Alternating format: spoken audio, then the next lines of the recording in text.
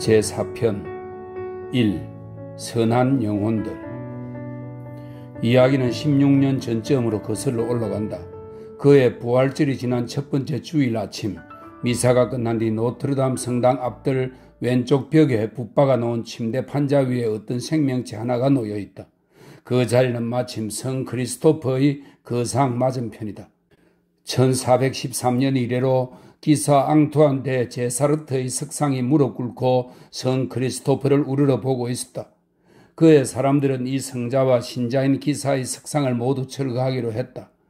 아이를 버리려는 사람들은 이 판자 위에 아이를 갖다 놓는 것이 관례였고, 반대로 아이를 원하는 사람들은 그곳에 버려진 아이를 데려가곤 했다.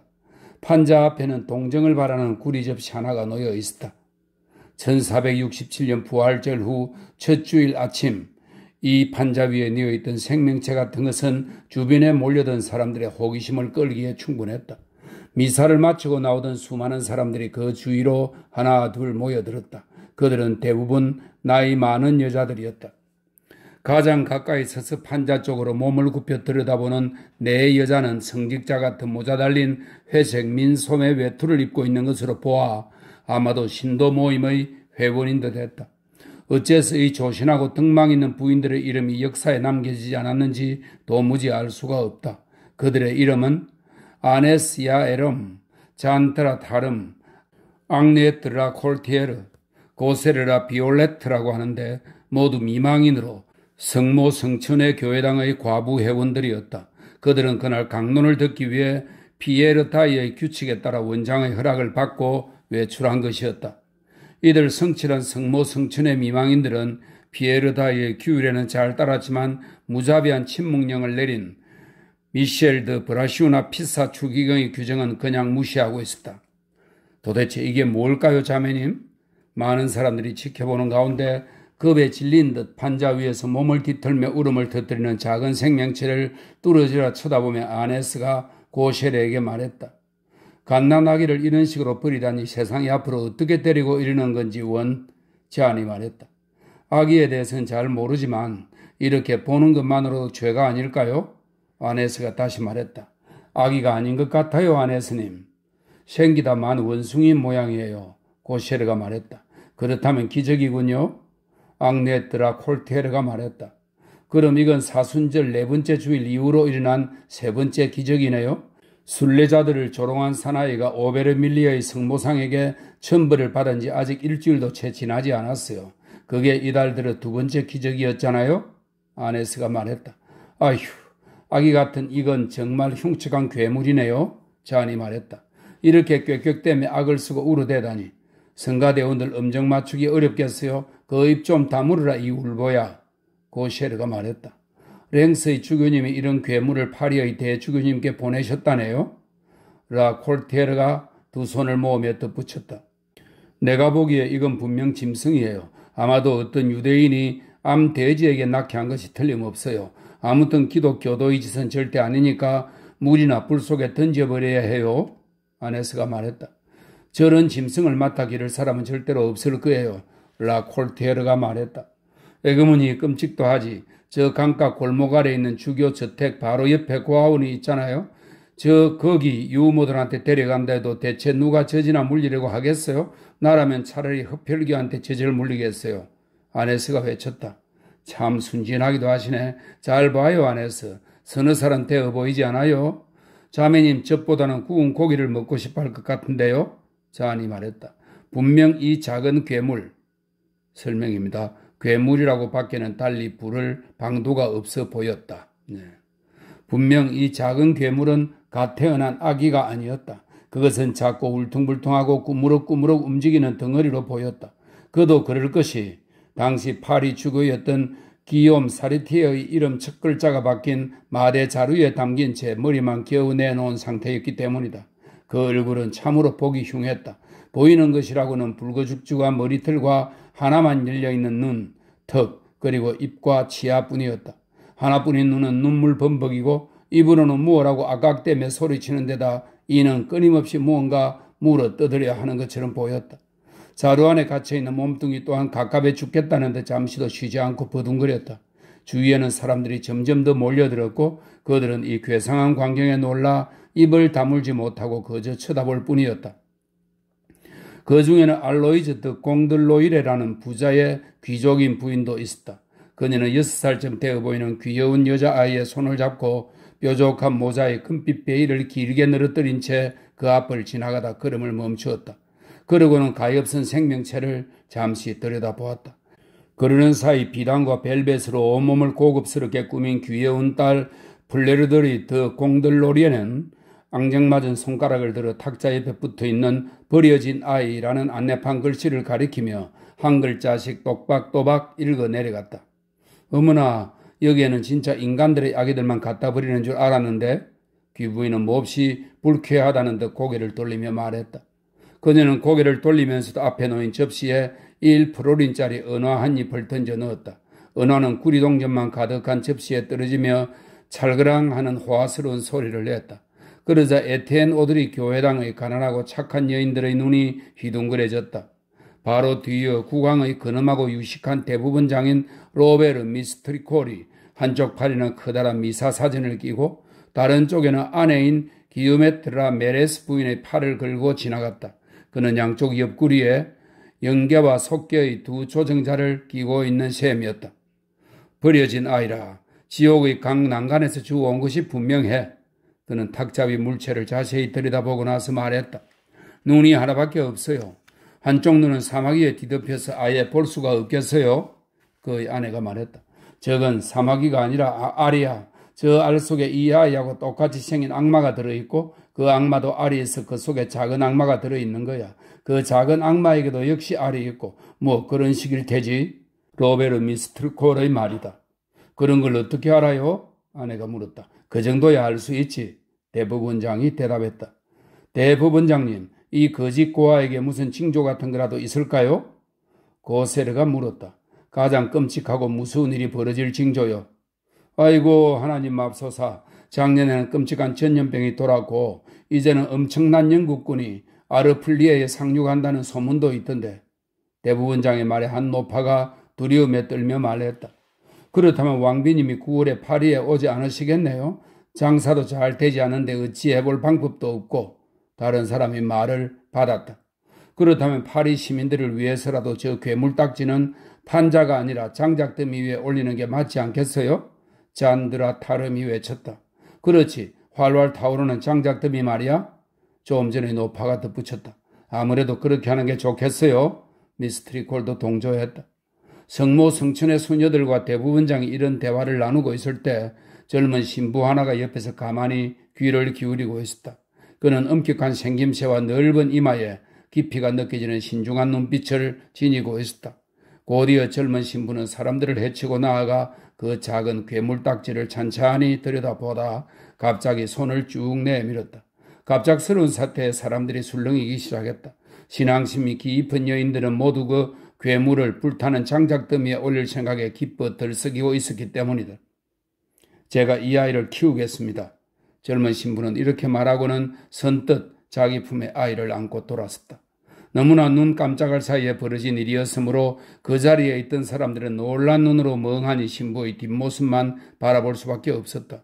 젊은 신부는 성당에서 수도원으로 통하는 빨간 문 안으로 사라졌다. 놀라움이 어느 정도 가라앉자 잔드라 타름이 라 콜테르 쪽으로 고개를 살짝 기울이며 속삭였다. 내가 말했었지? 클로트 프롤로라는 저 젊은 양반은 마법사가 틀림없다니까.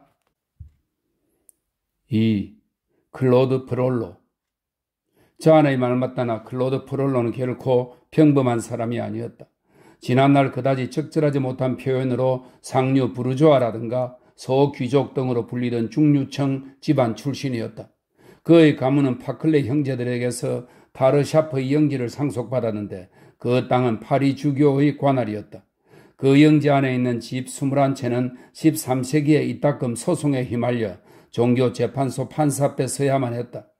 클로드 프롤로는 그 영지의 소유자로서 파리와 근교에서 소장료를 받는 147명의 영주 가운데 한 사람이었다.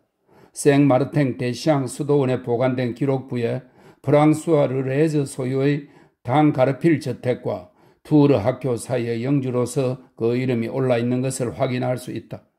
그가 어릴 때부터 클로드 프롤로의 부모는 그를 성직자로 만들려 했다. 그래서 라틴어를 배우는 것은 물론 여느 사제들처럼 눈을 내리깔고 낮은 목소리로 말하도록 훈련받았다. 그의 아버지는 그가 아주 어릴 적부터 대학교 안 도로시 학교에 보내 클로드를 꼼짝 못하게 했다. 그는 거기서 줄곧 미사 전서와 그리스 사전을 벗삼아 성장했다. 또한 그는 성향이 차분하고 근엄하며 성실한 소년으로 열심히 공부했고 기억력이 좋았다. 쉬는 시간에도 크게 떠들지 않는 것은 물론 부하르 거리에서 다른 학생들이 미치광이 소동에 빠져들 때도 함께 휩쓸리거나 하지 않았다. 그래서 그는 따귀를 갈기고 머리털을 쥐어 뜯는다는 말이 무슨 뜻인지도 몰랐다. 연대기 작가들이 대학의 6번째 소동이라는 제목 아래 엄숙하게 기록하고 있는 1463년의 폭동에도 전혀 관여하지 않았다. 그리고 짧은 망토를 걸치고 다닌다 해서 카페트로 불리는 몽타기의 가난한 학생들을 비웃는 일도 없었다. 도르망 학교의 장학생들이 정수리 부분을 동그랗게 깎고 청록색의 3가지 색상으로 된 외투를 입는 것을 두고 놀리는 법도 없었다. 대신에 그는 생장드 보베 거리의 크고 작은 여러 학교에 부지런히 출석했다. 생피에르 드발 수도원장은 성당법 강의 시간에면 언제나 교단 맞은편 기둥에 바짝 붙어 앉은 한 사람을 맨 먼저 발견하곤 했다. 바로 클로드 프롤로였다. 그는 뿔로 된 잉크병을 옆에 놓고 펜 끝을 깨물어 낡아빠진 무릎에 대고 길들였으며 겨울에는 손가락에 입김을 불어 은손을 녹이며 수업이 시작되기를 기다렸다. 성당학 박사인 밀 딜리에는 월요일 아침이면 세프 생드니 교문이 열리는 시각에 맞추어 가장 먼저 헐레벌떡 뛰어오는 학생을 볼 수 있었는데 그 역시 클로드 프롤로였다. 그래야 클로드 프롤로는 신부 지망생이던 16살 때 이미 신비 신학에서는 성당의 신부 앞에서 또 스콜라 신학에서는 소로본의 박사 앞에서 자기 주장을 펼칠 정도로 학식을 갖추게 되었다. 신학 공부를 마친 뒤 그는 교령집 연구에 매달렸다. 판결집의 서성의 저서에서 사를마뉴의 법령집까지 섭렵했다. 그리고 학구열에 불타 교황령집과 히스팔리스의 주교 테오도로의 교령집, 보름스의 주교 부샤르의 교령집, 사르트르의 주교 이브의 교령집, 나아가서는 사를마뉴의 법령집에 이은 그라티아누스의 교령집은 물론 그레고리우스 9세의 교령집과 호노리우스 3세의 서한 거울에 대하여까지 차례로 탐독해 나갔다.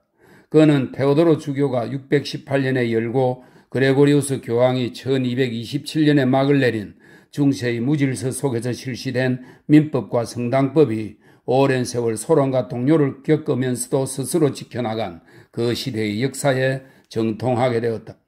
마침내 교령에 통달하게 된 그는 의학과 학의 연구에 뛰어들었다.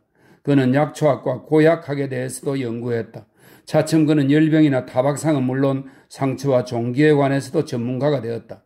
자크 테스파르라면 그를 내과의로 인정했을 것이며 리샤르 엘랭이라면 외과의로 인정했을 것이다. 그 밖에도 그는 여러 예술과 학문의 학사와 석사, 박사 학위를 취득했다.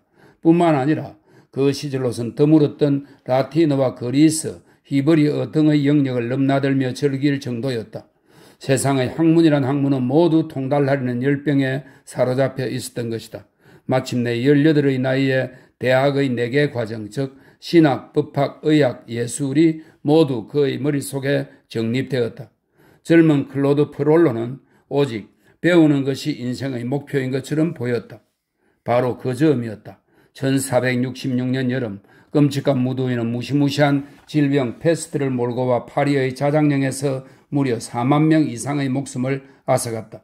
그 중에는 장드 트루아의 말대로 매우 덕망있고 지혜롭고 유쾌한 국왕의 천문학자 아르눌림의 목숨도 있었다. 특히 트르샤프의 거리가 페스트로 입은 타격이 매우 크다는 소문이 대학구까지 퍼져 있었다. 그곳이 바로 클로드의 부모가 사는 영지였다. 클로드는 소문을 듣고 놀라 집으로 달려가 보았지만 아버지와 어머니는 이미 전날 세상을 떠난 상태였다. 아직 베네옷을 입은 갓난 아기 동생만이 요람 속에서 혼자 울고 있었다. 이제 클로드의 피부치라곤 그 어린 동생뿐이었다. 그는 어린 동생을 안고 생각에 잠긴 채 밖으로 나왔다. 그 전까지 그는 오직 학문의 세계 안에서만 살고 있었으나 그 순간부터 비로소 진정한 의미의 인생으로 발을 들여놓은 것이다. 갑자기 닥친 불행은 그의 인생의 위기를 몰고 왔다. 고아의 장남이며 가장이 된 클로드는 학교에서의 몽상에서 끌려나와 세상 속으로 난폭하게 내동댕이 쳐진 기분이었다. 갑작스러운 현실에 망연자실해 있던 그는 곧 정신을 추스리고 자신보다 더 가엾게 된 동생에 대한 사랑과 헌신을 다짐한다. 책 외엔 사랑해 본 적이 없는 그의 가슴에 인간에 대한 애정이 싹튼 것은 어찌 생각해보면 기이하고도 즐겁기도 했다. 그의 애정은 신기할 정도로 격렬해졌다. 세상 일이라고는 아무것도 모르던 클로드에게 이것은 마치 첫사랑 같았다. 아주 어릴 때부터 가족과 떨어져 수도원 테두리를 벗어나지 못한 채 오로지 책을 붙삼아 살며 그 속에서 자신의 지성을 갈고 닦아 배우는 기쁨만을 인생의 낙으로 여기며 살았다. 그런 그에게 인간에 대한 애정이 무엇인지 알고 느낄 여유는 없었던 것이다. 하지만 아버지와 어머니를 한꺼번에 잃은 이 어린 동생이 하늘에서 떨어진 것처럼 갑자기 그의 품 안으로 들어온 순간 그는 전혀 다른 사람이 되었다. 그는 이 세상에 소로몬의 사색이나 호메로스의 시구와 다른 것이 존재한다는 것을 알게 되었다. 인간에게는 애정이 필요하다는 것도, 그리고 인생에 온정과 사랑이 없다면 그것은 마치 기름기가 없어 시끄러운 소리를 내는 기계 장치와 같다는 것을 깨닫게 된 것이다. 그는 아직은 공상 속에 살 나이였으므로 필요한 것은 피부치와 가족에 대한 사랑뿐이었다. 사랑하는 동생 하나만으로도 삶 전체를 채우기에 충분하다고 생각했다.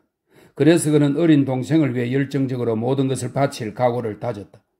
사랑스러운 금발 고수무리의 가엾은 동생은 세상에 형 말고는 달리 의지할 데가 없는 처지였으니 생각만 해도 가슴이 아려왔다. 그는 동생의 미래에 대해서도 진지하게 무한한 자비심을 가지고 생각했다. 그에게 동생은 부수지기 쉬운 너무나도 소중한 존재 그 이상이었다. 그는 어린 동생에게 형은 물론 어머니 역할까지도 해야 했다. 어린 동생 장은 아직 젖먹이였으므로 클로드는 동생을 위해 유모를 구했다. 그는 아버지에게서 드리샤프 영지 말고도 장티의 사각탑에 속하는 풍차장 영지까지 이미 상속받은 상태였다. 그것은 비셰트르 성 근처 언덕 위에 있는 방앗간이었다. 그 방앗간은 대학에서도 그리 멀지 않은 데다 그곳 안주인이 포동포동한 어린애를 기르는 것을 보고는 그녀에게 동생 장을 부탁했다. 그때부터 그는 무거운 책임감을 느끼고 인생에 대해 진지하게 생각하기 시작했다. 그에게 동생은 생각만 해도 마음의 휴식이 되어줄 뿐 아니라 공부하는 이유가 되었다. 그는 동생의 미래를 위해 자신의 모든 것을 바치기로 결심하고 결혼은 물론 아이도 낳지 않겠다는 각오를 다졌다. 그래서 그는 성직자로서만 충실하기로 한 것이다. 그는 재능과 학식이 출중할 뿐만 아니라 파리 주교가 아끼는 제자였으므로 그 앞에는 출세의 문이 활짝 열려 있었다. 그는 20살 때 교황청의 특별 임명을 받아 신부가 되었고 노트르담 대성당에 속한 가장 젊은 신부로서 늦은 시각에 열리는 탓에 게으른 사람들의 미사라고 불리는 미사를 집전하게 되었다. 그는 노트르담의 신부가 된 뒤에도 하루에 1시간 동생을 맡긴 방앗간에 갈 때 말고는 늘 책에서 눈을 떼지 않았다. 그는 나이에 어울리지 않는 풍부한 학식과 근엄한 인격으로 동료들의 존경과 찬탄을 한몸에 받았다. 학자로서의 그의 명성은 수도원을 넘어 일반인들에까지 알려지게 되었는데 그 과정에서 왜곡되고 과장된 면이 없지 않아 사람들 사이에서 마법사로 알려지게 되었다. 버려진 아이를 놓아두는 판자 주위의 술렁거림에 클로드의 시선이 미친 것은 부활절 후 첫 주일 가지모도의 아침이다. 성모상에서 가장 가까운 오른쪽 본당을 통하는 성가대석 옆 재단에서 게으른 사람들의 미사를 끝마치고 막 돌아오던 참이었다. 그가 무수 사람들로부터 혐오와 위협을 당하고 있던 어린 생명에게 다가간 것은 바로 그때였다. 그 비참함, 흉측하게 일그러진 얼굴, 버려짐, 그와 동시에 어린 동생에 대한 생각이 겹쳐 자기가 없어지면 천혜고아가 될 가엾은 동생도 저런 비참한 꼴을 당하리라는 데에 생각이 미치자 버려진 아이가 가엾고 안쓰러워 그 아이를 데려갔던 것이다. 자루에서 꺼내보니 아이는 생각했던 대로 매우 심한 기형이었다. 한쪽 눈에는 사마귀가 혹처럼 달려있고 머리는 두 어깨 사이로 파묻히듯 들어가 있으며 등은 활처럼 휘었을 뿐 아니라 가슴뼈가 툭 붉어져 나온 데다 두 다리는 괴상하게 뒤틀려 있었다. 그럼에도 그 아이는 분명 살아있었고 무슨 말을 하듯 우물거리는 소리는 알아들을 수는 없지만 힘과 건강 상태를 짐작했다. 클로드의 측은지심은 더욱 깊어졌다.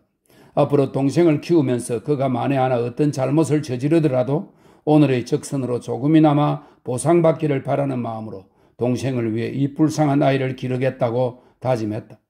이 선행이 어린 동생의 신상에 결실을 맺도록 씨앗을 뿌리려는 것이다.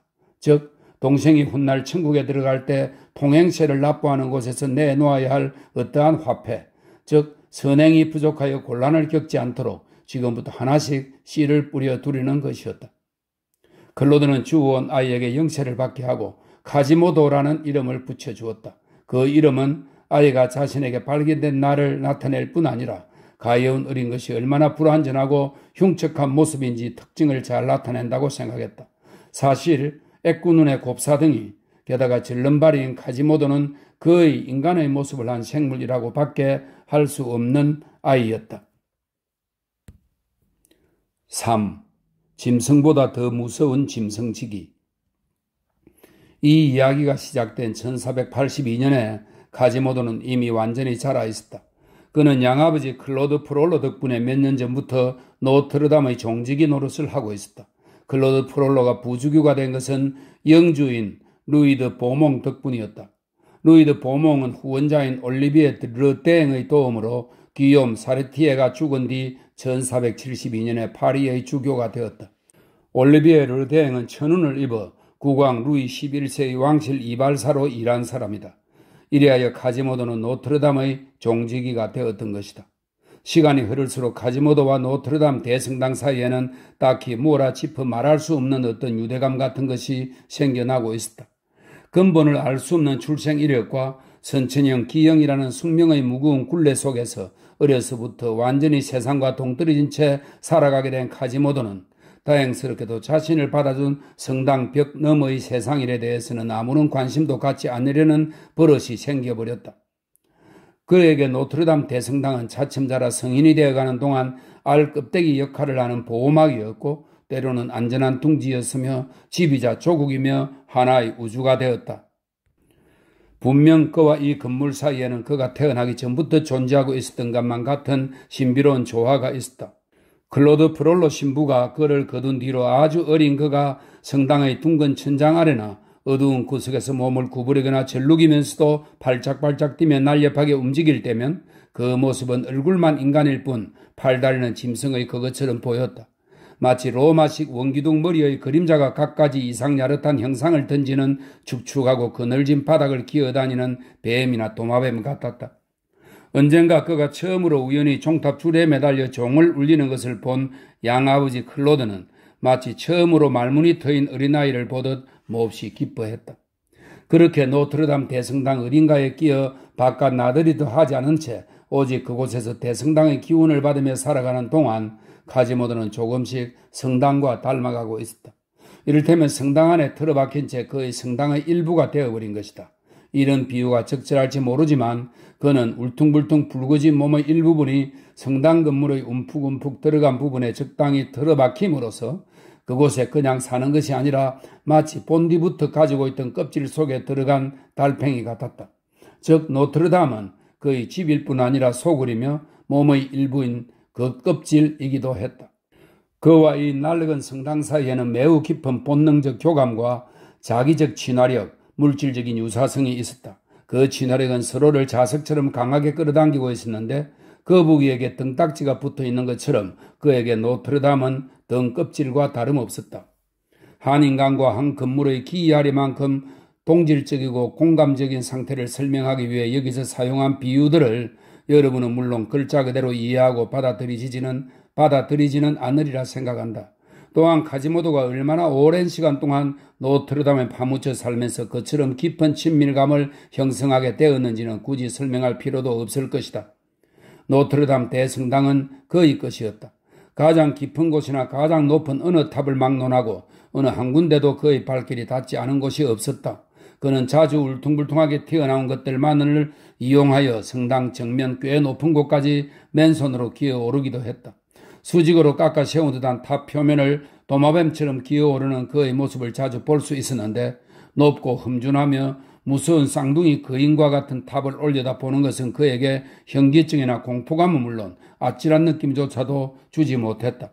손이 닿기만 하면 매우 얌전해져서는 아무 어려움 없이 오르는 것으로 보아 마치 그 자신이 탑을 길들여 놓은 것만 같았다. 거대한 대성당의 10년 속에서 마음껏 뛰거나 날고 기어오르는 동안 어느덧 그는 원숭이나 영양처럼 민첩해졌다. 마치 칼라브리아의 어린아이가 걷기도 전에 바다에서 헤엄치며 노는 것처럼. 게다가 그의 몸과 마음은 대성당 모양을 본떠 형성된 것처럼 보였다. 그의 영혼이 어떤 상태에 있었으며 어떤 습관이 생겼는지, 그리고 그 반륙부전의 몸과 야성적인 생활 속에서 어떤 모양새를 갖게 되었는지 알아내기란 쉽지 않을 것이다.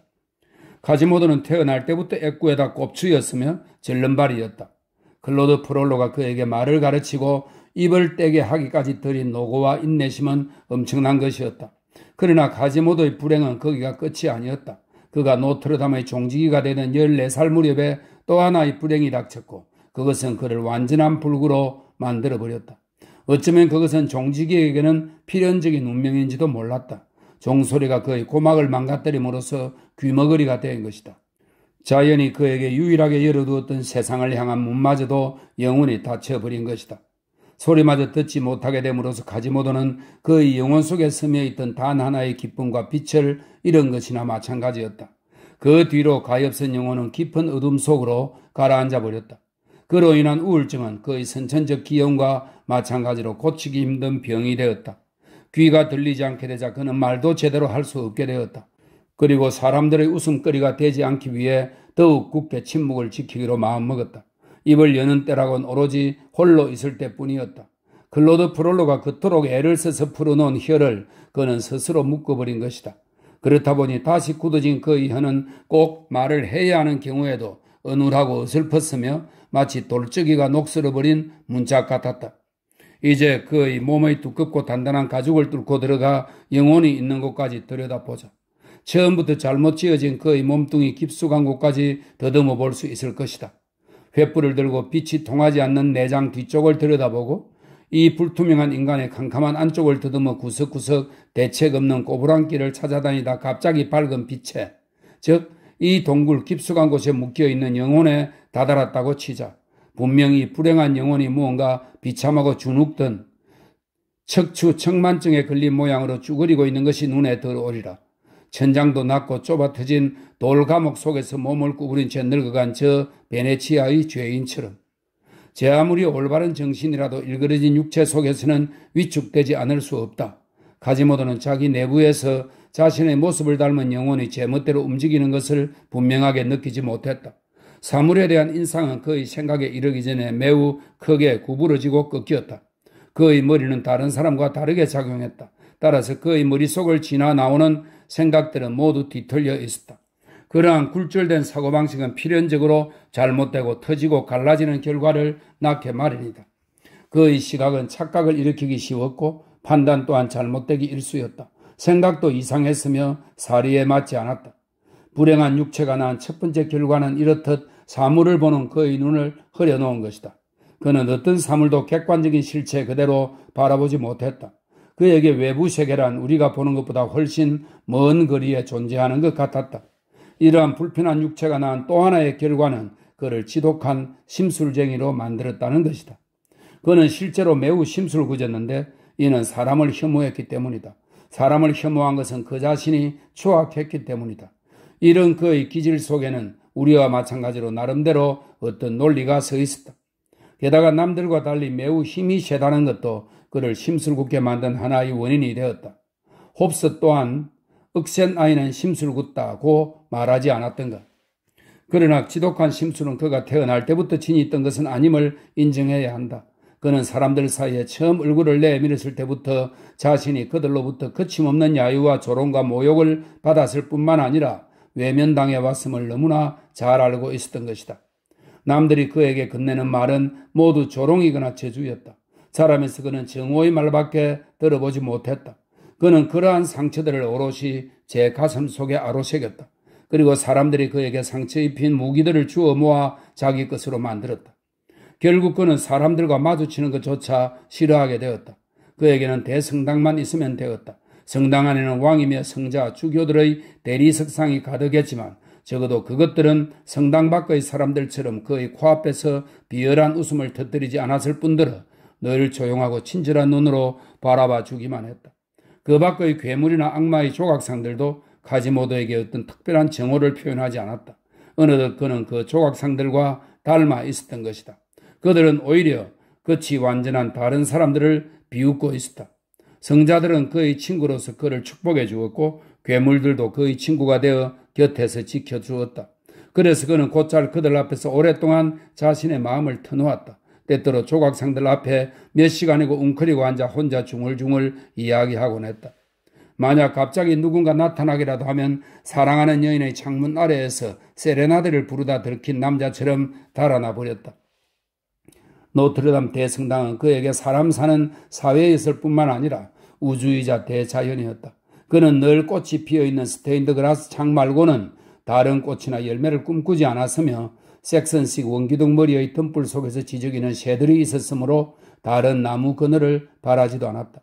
그에게 성당의 거대한 종탑들은 산이었고 담너머로 펼쳐진 왁자지근한 파리 시가지는 망망대해와 같았다. 그에게 어머니와도 같은 이 건물 안에서 그가 가장 사랑한 것은 영혼을 일깨우고 동굴 안에 웅크리고 있던 영혼의 날개를 펼치게 해주며 때때로 행복마저 느끼게 해주는 대성당의 종들이었다. 그는 그것들을 사랑하고 어루만지며 그것들과 이야기를 나누고 그것들의 기분을 이해했다. 성당 바깥쪽 주종에서부터 정면 현관의 큰 종에 이르기까지 모두 사랑스러웠다. 바깥쪽 종로와 두 개의 종탑은 그에게 자신이 키우는 새들의 새장 같은 존재였다. 그가 키우는 종은 이 새장 속에서 그만을 위해 작은 새처럼 노래했다. 그 종들이 자신을 귀머거리로 만들었지만 어머니가 자기를 가장 괴롭힌 자식을 여전히 사랑하는 것처럼 그는 종들을 사랑했다. 사실 그에게 들리는 유일한 소리는 바로 종소리였다. 그런 의미에서 그는 큰 종을 가장 사랑했다. 축제일이 되면 그의 주위에서 소란스레 제잘되는 아가씨들 같은 종들 가운데 그가 가장 좋아하는 것이 바로 그 종이었다. 그 종의 이름은 마리였다. 그녀는 남쪽 탑 속에 동생 자클린과 단둘이 매달려 있었다. 마리보다 키가 좀 더 작은 자클린은 마리의 종루 옆 조금 작은 탑 안에 들어있었다. 이 자클린이라는 이름은 종을 기증한 장드 몽타규의 아내 이름을 딴 것이다. 이런 hun납에도 불구하고 그는 몽포콩 형장에서 목이 잘리고 말았다. 두 번째 탑 속에는 6개의 종이 있었다. 끝으로 그보다 작은 6개의 종이 나무 종 하나와 함께 위쪽 외진 종로 안에 들어있었다. 이 나무 종은 성목요일 저녁부터 부활절 아침까지만 울리게 되어 있었다. 그러므로 카지모도는 후궁으로 15개의 종을 가지고 있었던 셈이고 가장 사랑하는 것은 뚱뚱한 그녀 마리였다. 종들이 일제히 울리는 날 그의 기쁨은 상상조차 하기 어려울 정도였다.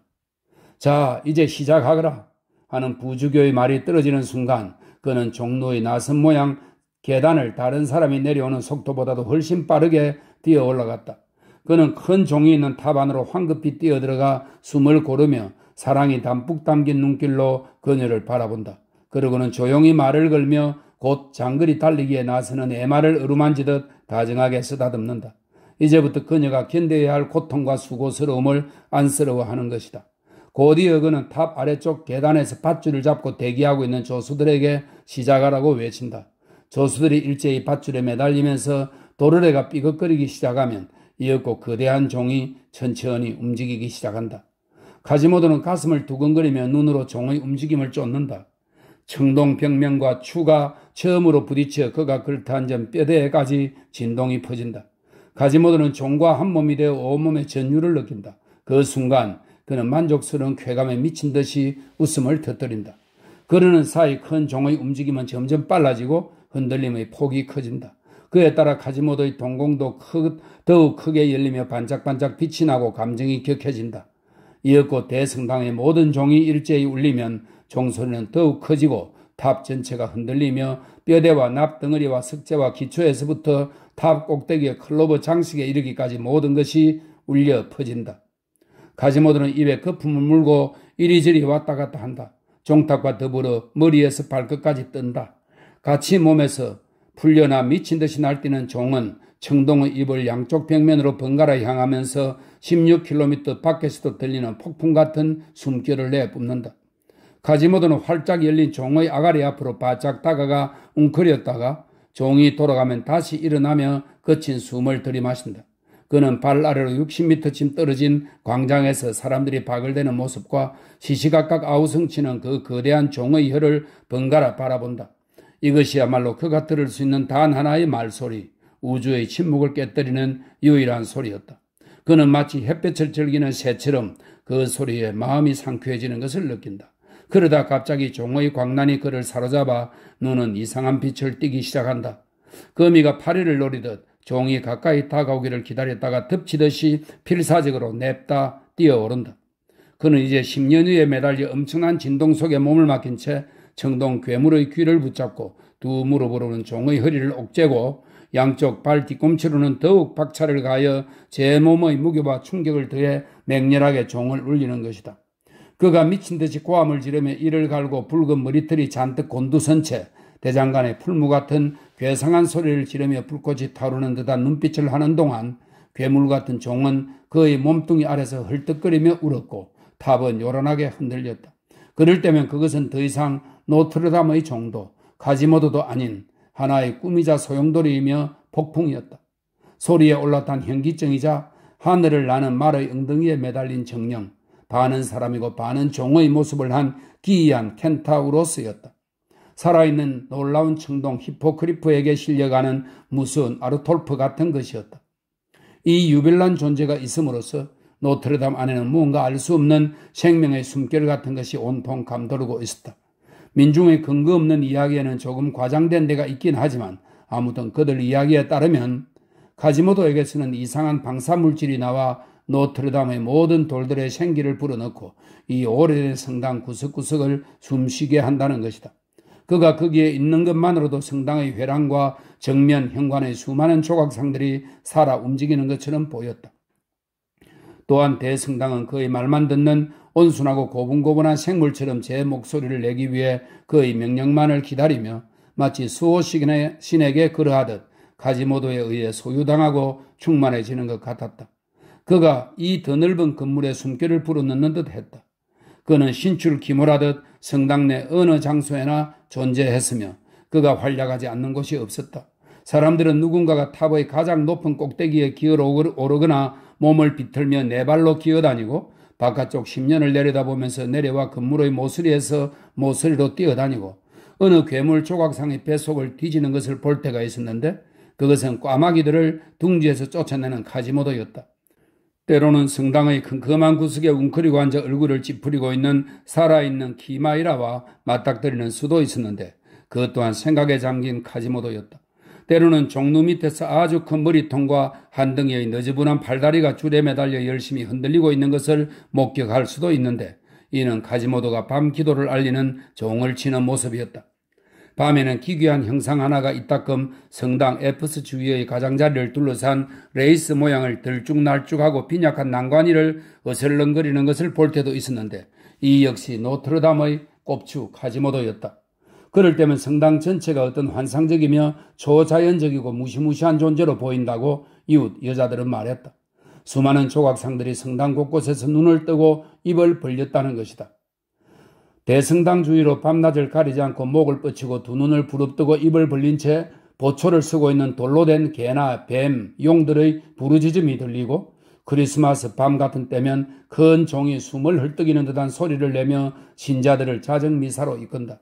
그 사이 대성당의 어두운 정면 위에는 매우 야릇한 분위기가 감도는데 마치 큰 현관문이 사람들을 집어삼키고 장미창이 그것을 바라보는 것 같다고 한다.